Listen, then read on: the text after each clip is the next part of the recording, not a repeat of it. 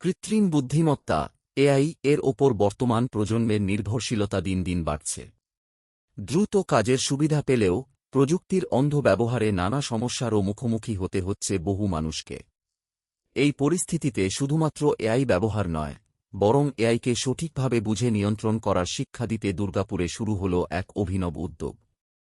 N প্যাসিফিকে ইন্টেলিজেন্সের উদ্যোগে চালু হচ্ছে এমন একটি প্রশিক্ষণ কর্মসূচি, যেখানে কাগজকর্মের পরীক্ষাকেন্দ্রিক শিক্ষা নয়, গুরুত্ব দেওয়া হবে হাতে কলমে এআই শেখার ওপর।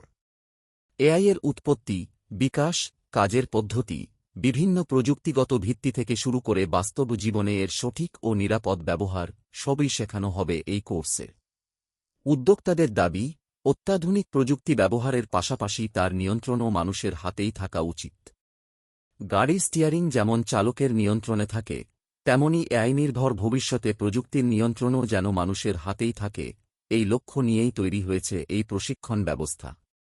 এই উদ্যোগে একদিকে যেমন রয়েছেন দক্ষ প্রযুক্তিবিদরা, অন্যদিকে রয়েছেন একঝাঁক তরুণ ও তরুণী, যারা নতুন প্রজন্মকে শুধুমাত্র বইয়ের পড়াশোনায় সীমাবদ্ধ না রেখে বাস্তব অভিজ্ঞতার মাধ্যমে এআই ব্যবহার ও নিয়ন্ত্রণের কৌশল শেখাবেন। সংস্থার সদস্যদের বক্তব্য, এআইয়ের ওপর অন্ধ নির্ভরশীলতা কমিয়ে প্রযুক্তিকে সৃজনশীল ও দায়িত্বশীলভাবে কাজে লাগানোর দক্ষতা গড়ে তোলাই তাদের মূল লক্ষ্য। তাঁদের আশা, দুর্গাপুর থেকেই শুরু হওয়া এই উদ্যোগ ভবিষ্যতে এআই শিক্ষার ক্ষেত্রে এক নতুন দিশা দেখাবে।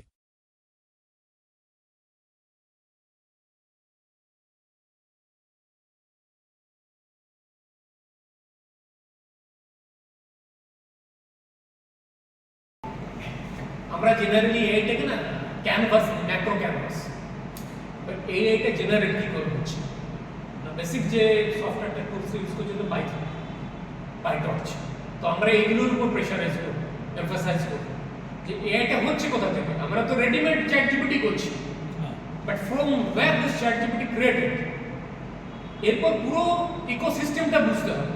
স্টুডেন্টরা যেটা বুঝছে data center, the coming world is on data center, database করে। তো এই জায়গাগুলো যাতে একটা ছেলে প্রপারলি বুঝতে পারে, নিজে যেন ক্রিয়েট করতে পারে যে আমি আমার এআই একটা তৈরি করলাম, অ্যাসিস্ট্যান্ট তৈরি। আমাদের নিজস্ব যেরকম প্যাসিফিকা ইন্টেলিজেন্স আছে, দধিচি এআই, আমাদের যে কার্বন ব্ল্যাক বক্স বা ইউরিভিউ, আমরা একটা নতুন কিট মার্কেটে আনবো। আপনি নিজের ইউরিন থেকে 53 রোগ প্রেডিক্ট করতে পারবেন আগে থেকে, ভবিষ্যতে কি হতে চলেছে সেটা। তো ও এআই করছে, ওটাও এআই করছি। তো আমরা ওটা কি করে করছি না, আমরা ওটা এলএলএম পাইথন দিয়ে করছি। তো দ্যাট ইজ অলসো এআই। এই জায়গাগুলো হচ্ছে হার্ড টু ডিপ টেক। এইটা ছেলেরা 4টে ক্লাসে বুঝতে পারবে। আমাদের 4-5 ঘন্টা করে ডেলি ক্লাস হবে, ইন্ডাস্ট্রিয়াল এক্সপার্টরা করাবে, ওদের ধারণাটা তৈরি হবে। সুপারফিশিয়াল ওই চ্যাট জিপিটি নিয়ে বসে থাকে না, ব্যাপারটা না। ওভারঅল এটা হচ্ছে ব্যাপার। আর কিছু অ্যাডভান্টেজ আছে, যেমন আমি কেরিয়ার লেভেলে বলছি। একজন মেডিকেল স্টুডেন্ট, সে যে একটা জিনিস লক্ষ্য করবেন যে হার্টের ডাক্তার হবেন, বুকে ব্যথা নিয়ে যদি যান, সবসময় ওনার কেন্দ্রবিন্দু থাকবে হার্টে কিছু হয়েছে। যিনি গ্যাস্ট্রোলজিস্ট হবেন, ওনার টার্গেট হচ্ছে গ্যাসের জন্য বুকে ব্যথা হচ্ছে। আবার যিনি লাংসের ডাক্তার, তিনি ভাববেন ঠান্ডা লেগেছে বলে বুকে ব্যথা হচ্ছে। তো এটা একটা হ্যালুসিনেশন তৈরি করে প্রত্যেক ডাক্তারবাবুর কাছে। এটা আমাদের এআই কোনো ডাক্তারবাবুকে রিপ্লেস করছে না, ডাক্তারবাবুকে প্রচুর হেল্প করছে যে রাইট ডায়াগনোসিস যাতে হয়। তো এআই কী করছে, আপনি যখন কোনো এআইকে বেস থেকে ট্রেন করছেন, যখন ডাক্তারবাবু এআইটা অ্যাসিস্ট্যান্ট হয়ে যাচ্ছে, তার কাছে সমস্ত ডেটা আছে। আজ আমাদের প্রায় 14 বিলিয়ন ডেটা আছে আমরা যার উপর কাজ করছি, অতটা টার্গেট আছে ট্রেন করার।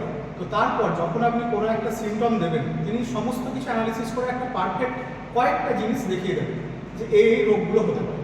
তাতে যে হ্যালুসিনেশন একটা বড় জায়গা নিয়ে দেখছিলেন, ওটা অনেক স্পেসিফিক হবে। এই ব্যাপারটা একটা কেরিয়ারেও আমাদের ইম্প্যাক্ট করবে, যাতে ডায়াগনোসিস ঠিক হবে আর ট্রিটমেন্ট ঠিক হবে। তো এটা ডাক্তারবাবুদেরকে অ্যাসিস্ট করবে। তো ফার্মাসিস্টদের ক্ষেত্রেও তাই হবে। কোন রোগের মানে কোনো ওষুধ আমাদের সব মনে রাখা সম্ভব না মানুষ হিসাবে, যে কোন রোগ আরেকটা ওষুধের সাথে ইন্টারাকশন করছে। তো এআই আমি যখন দিচ্ছেন, উনি বলে দিতে পারছেন ওনার হার্টের প্রবলেম আছে, তাহলে কোন ওষুধটা খাওয়া চলবে না। তো এটা একদম যাতে ডেথ হওয়ার প্রবাবিলিটি অনেক কমে যায়।